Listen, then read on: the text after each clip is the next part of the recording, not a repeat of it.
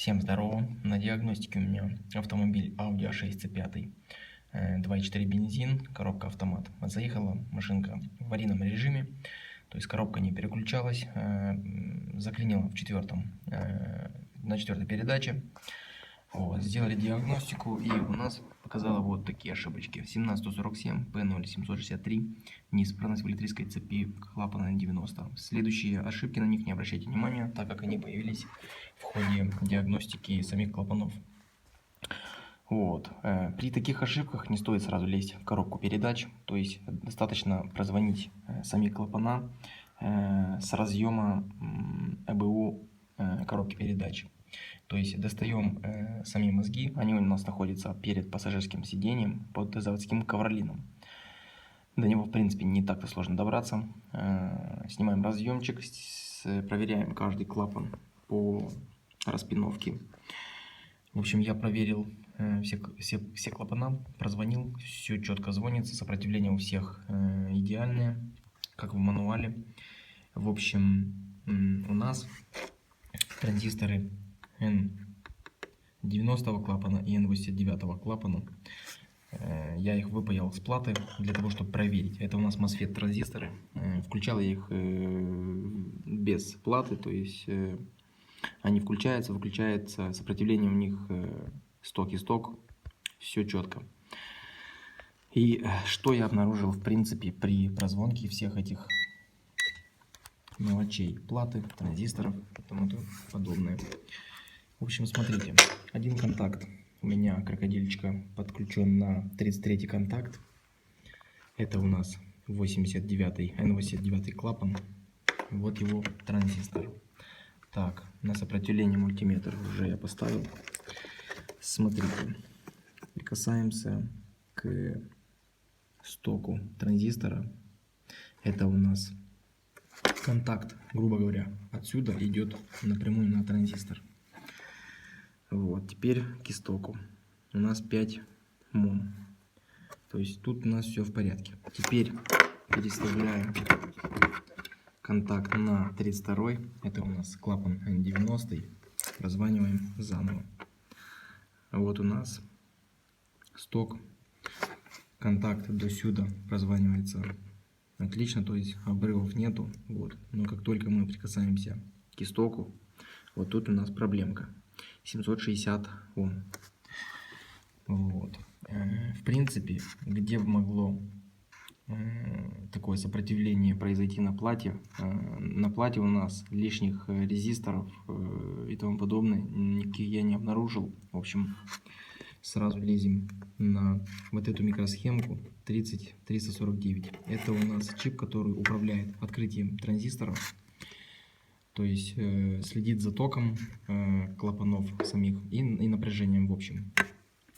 Вот. То есть у нас сток идет сюда на контакты на разъем и плюс к микросхеме. То есть микросхема проверяет, что происходит у нас с клапанами.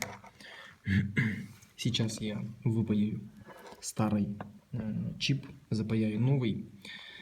И в то время, когда я распаяю и у меня будут оба чипа, я вам покажу разницу, что именно у нас закоротило, в чем именно у нас проблема. Кстати, еще хотел вам показать осциллограмму с стоков транзисторов. Вот у нас N90 клапан, вот у нас 89 клапан. То есть, когда мы включаем зажигание, на соленоиды все подается общий плюс. И из-за того, что у нас сток и сток на 90 клапане, грубо говоря, закорочен, но не до конца, у нас напряжение не дотягивает до 12, до 12 вольт, до 14. У меня тут зарядное было включено, но не факт. У нас при подаче напряжения плюс 12 вольт просадка. Вот почему и полезли в компьютер.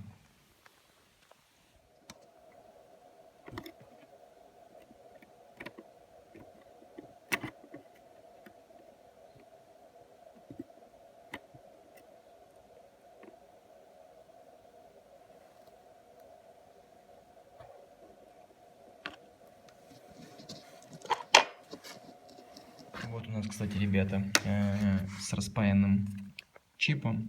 Смотрите на сопротивление.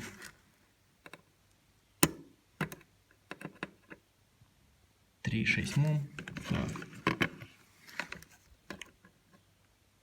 3,7 мом. Переключаем на 32 контакт. 3,8. 3,8. То есть поняли, да, что микросхема, когда у нас не стоит на месте, сопротивление сток у нас ну, нету закороченности. Вот. Теперь я вам покажу сам чип.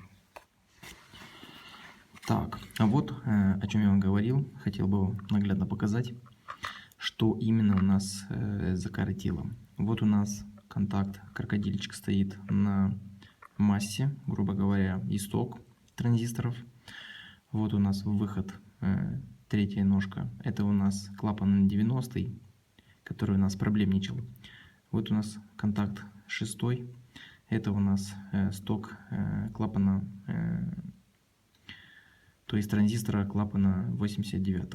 Вот, смотрите, прикасаемся к стоку первого транзистора, те 770 Ом, которые у нас были на плате, вот они у нас где закоротили, именно на самом чипе.